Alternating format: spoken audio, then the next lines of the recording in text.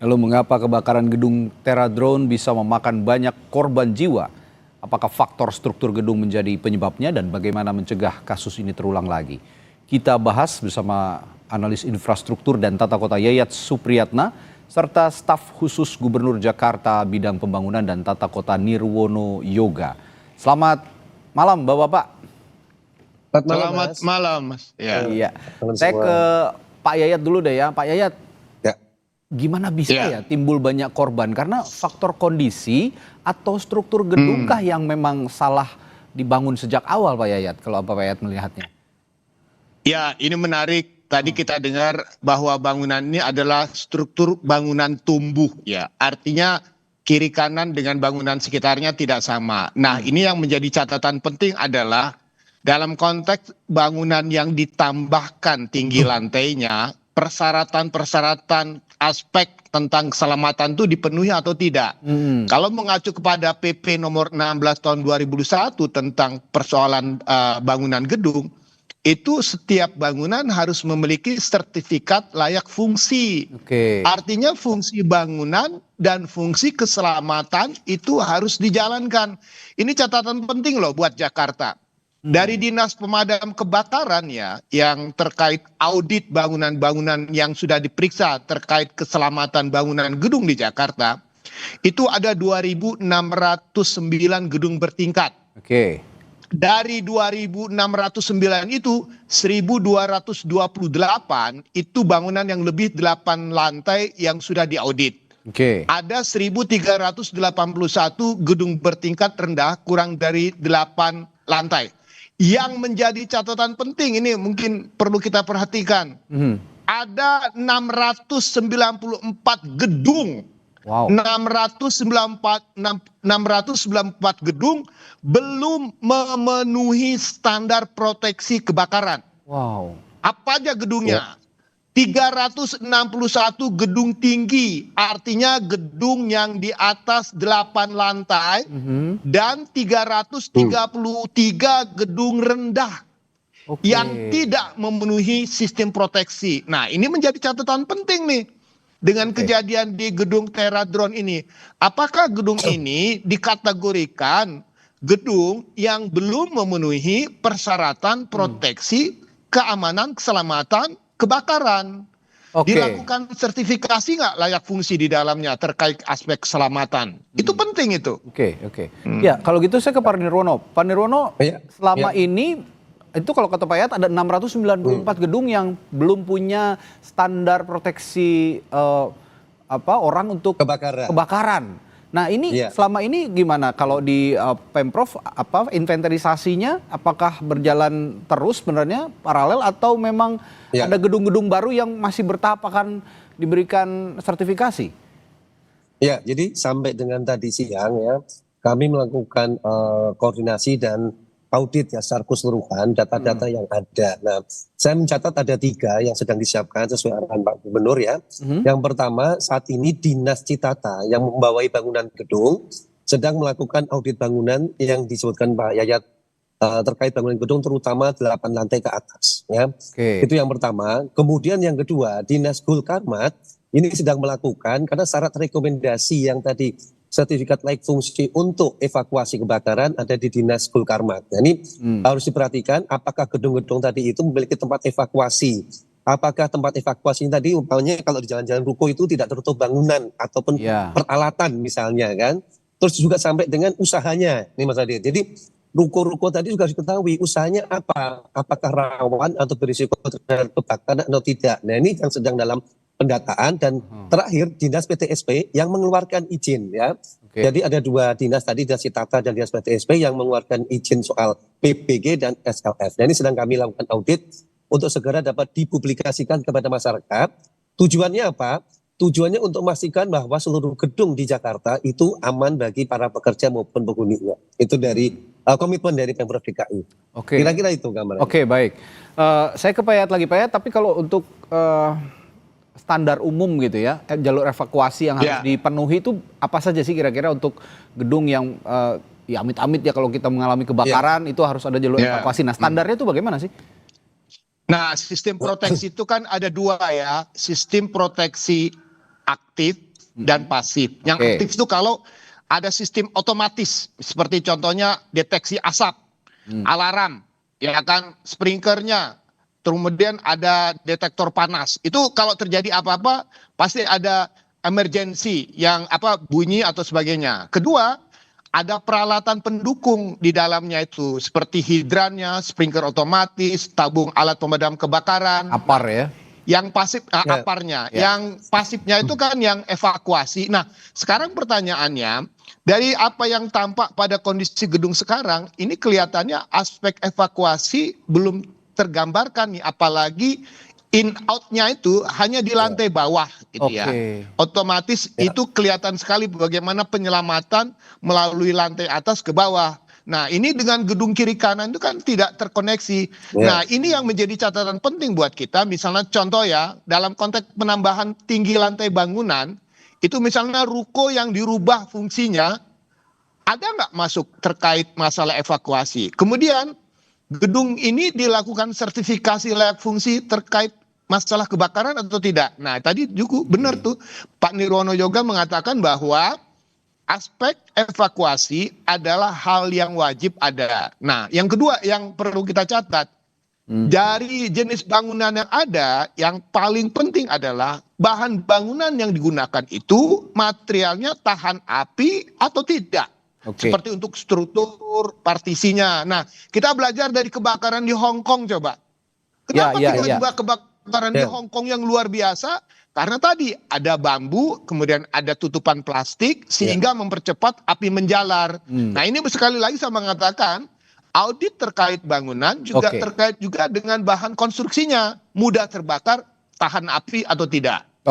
Baik. Nah, tadi kan Pak Nirwono mengatakan juga Pemprov ini akan mengecek ulang ya seluruh gedung di Jakarta, khususnya gedung-gedung tumbuh. Nah, ini biasanya bagaimana tindak lanjut dari cek ulang di gedung ini? Karena jarang terdengar juga sepertinya sekarang ada gedung-gedung yang belum memenuhi standar tapi diberikan sanksi tegas. Tapi jangan dijawab dulu ya, Pak Nirwono, kita harus jeda dulu sebentar. Kita akan tanyakan itu sesaat lagi di Sapa Indonesia Malam.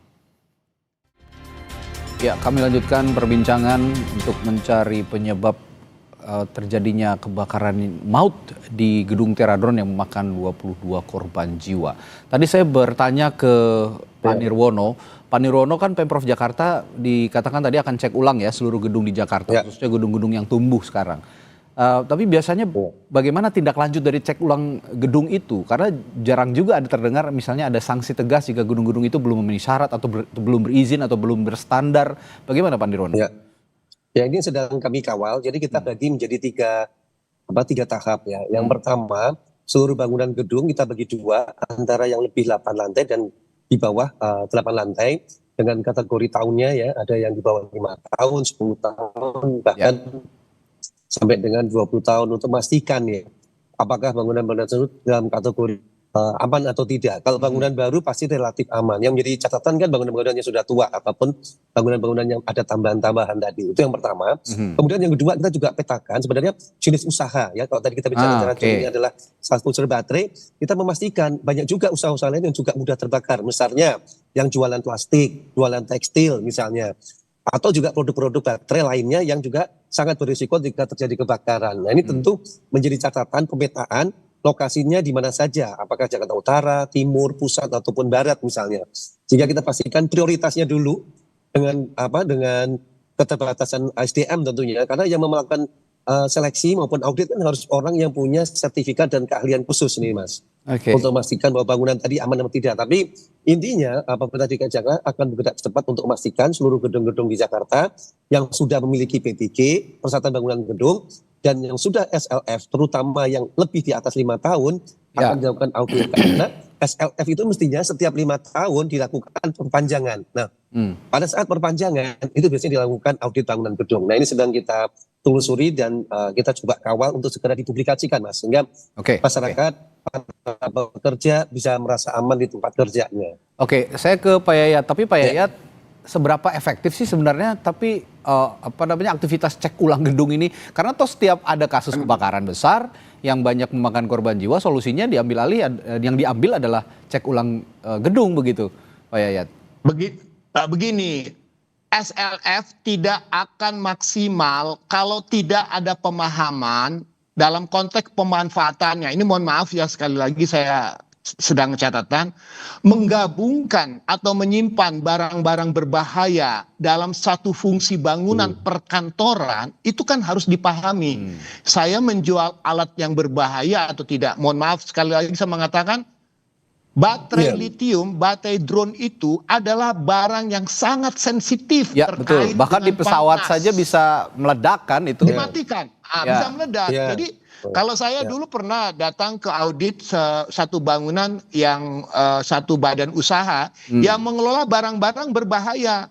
Jadi kalau barang ini berbahaya itu ruangnya suhunya harus dijaga, penempatannya harus dipisahkan. Nah, sekarang menjadi catatan menggabungkan fungsi penyimpanan dengan fungsi kegiatan perkantoran itu kan ibaratnya menempatkan sesuatu yang berbahaya dalam satu fungsi kegiatan kantor. Nah, sekarang pertanyaannya, bagaimana nanti tindakan audit untuk pencegahan pada konteks penyebab kebakarannya? Contohnya ya, pemahaman tentang barang-barang berbahaya. Contoh satu lagi, kalau ada usaha toko jual tabung gas, boleh nggak jual di rumah? Ya kan? Atau bahan-bahan eceran, bahan-bahan kimia. Itu toko cat dan sebagainya. Itu harus betul-betul diperhatikan. Jadi ketika ada toko bangunan yang menjual atau memperdagangkan barang-barang yang sensitif terkait masalah sensor panas, harus betul-betul ada pengawasan dan pengendaliannya. Gitu. Iya, Pak Yayat ini mungkin lebih tepat mungkin ditanyakan kepada pakar hukum, tapi saya ingin mengulik juga dari perspektifnya Pak Yayat. Kalau dari perspektifnya Pak Yayat, pemilik gedung bisa dipidana nggak sih dengan terjadinya kebakaran yang masif ini? Ya, pertanyaan kembali, ada nggak sertifikat layak fungsi? Untuk apa? Untuk perkantoran misalnya. Kalau untuk perkantoran, fungsinya sesuai dengan izinnya. Tetapi kalau misalnya fungsi bangunan ditambahkan dengan fungsi kegiatan lain dan mengandung unsur-unsur berbahaya, itu yang harus kita periksa. Satu lagi catatan, ketika kita menyimpan barang, itu kan harus ada pemahaman bahwa barang ini berbahaya, dia harus dipisahkan. Itu sudah ada di dalam sertifikasi layak fungsi itu, sesuai dengan ketentuan yang berlaku. Kalau dia menyimpan barang berbahaya, harusnya dipisahkan, tidak dalam satu tempat, begitu. Dan tahu tentang kondisinya. Kalau gitu saya terakhir ke Pak Nirwono. Ini bicara soal SLF tadi ya, sertifikat layak fungsi. Dalam konteks memperketat inspeksi dan sertifikasi gedung, pemerintah Provinsi DKI Jakarta sepertinya harus meningkatkan frekuensi pemeriksaan SLF ini juga Pak Nirwono, dan juga IMB melalui Dinas Cipta Karya. Nah, fokus pada gedung bertingkat di kawasan padat seperti di Kemayoran juga jadi PR juga nih, kan banyak juga gedung-gedung yang berada di kawasan padat penduduk misalnya. Nah, perlu nggak ada revisi Pergub nomor 143 tahun 2016 yang mewajibkan audit K3 tahunan termasuk simulasi evakuasi? Iya. Tentunya nanti Pergub ini akan menjadi landasan dulu ya. Dari kasus yang terjadi sekarang, apakah masih perlu direvisi atau tidak. Dan yang terpenting sebenarnya adalah pelaksanaan di lapangannya yang menurut saya menjadi kajian. Misal SLF itu kan berlaku 5 tahun. Nah sekarang pertanyaannya, bagaimana gedung-gedung yang sudah melewati SLF 5 tahun tadi tidak diperpanjang. Nah ini sedang dalam audit bangunan gedung tadi. Terus kemudian tadi yang kita sudah cerita, fungsi bangunan dengan fungsi kegiatan bisa berbeda kan Mas Andi. Yang tadi bangunan gedungnya untuk ini, tapi ternyata usaha kegiatannya mengandung risiko kebakaran, mempunyai barang-barang yang dijual mudah kebakaran. Ini tentu izinnya tentu dengan dinas yang terkait juga perlu kita telusuri kembali. Pada dasarnya komitmen dari Pemprov DKI adalah memberikan jaminan keamanan bangunan gedung kepada para pekerja yang di Jakarta. Nah kita berharap nanti dalam waktu dekat kami bisa mempublikasikan bangunan-bangunan gedung mana saja yang tanda petik ya, yang perlu menjadi perhatian bagi masyarakat Jakarta. Kira-kira itu. Baik. Banyak juga sepertinya PR-nya Pemprov DKI beserta Pak Nirwono ini ya. Apalagi kalau kata Pak Yayat ada 600 lebih ya Pak Yayat ya gedung yang belum di ini yang harus disisir satu-satu. Betul. Baik, semoga tapi tidak terjadi lagi hal seperti ini karena sangat-sangat memilukan. Ada 22 korban loh yang meninggal dalam peristiwa kebakaran, itu termasuk korban yang sangat banyak dalam peristiwa kebakaran.